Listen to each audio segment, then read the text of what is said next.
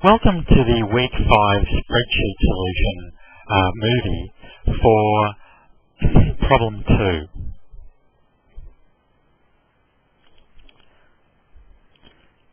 In the first problem, we found two efficient frontiers using the mathematics of the lecture.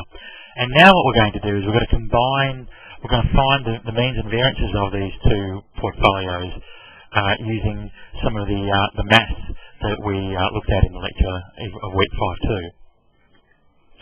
So to calculate the returns from the lecture, you could see that you multiply the weight matrix by in a row form by the returns matrix in column form, and that's exactly what we do in the spreadsheet. So we take the transpose of the weights that we've calculated of the efficient portfolio, the first efficient portfolio X, and we multiply that by the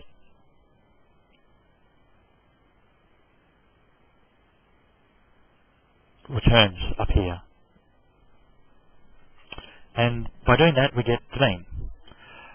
With variance, we use the next formula that we discussed to calculate portfolio variance. We multiply first the variance-covariance matrix by the column matrix of the weights, and then we multiply that by the row matrix of the weights.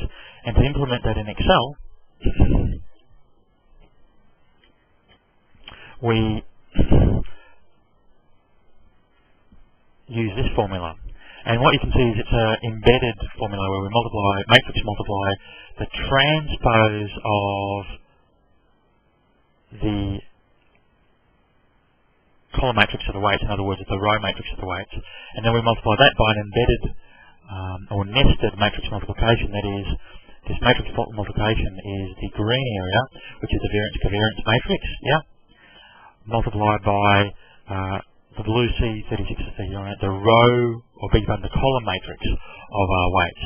So multiply the variance-covariance matrix by the column matrix of the weights, and then multiply that by the row matrix of the weights. It's completely consistent with this formulation here, which I showed you in the lecture.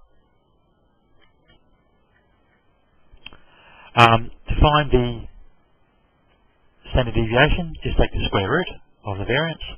To find the covariance, what we do is, that is between X and Y, we use the same formulation, but instead of having the same weights for portfolio X multiplied portfolio Y, what we do is we change these weights, one of these weights, so that they're the weight of portfolio Y instead of portfolio X.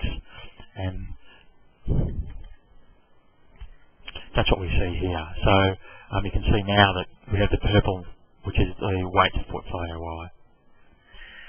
And the correlation is the covariance just divided by the standard deviation of both. And that's what we have there. That's it for problem 2.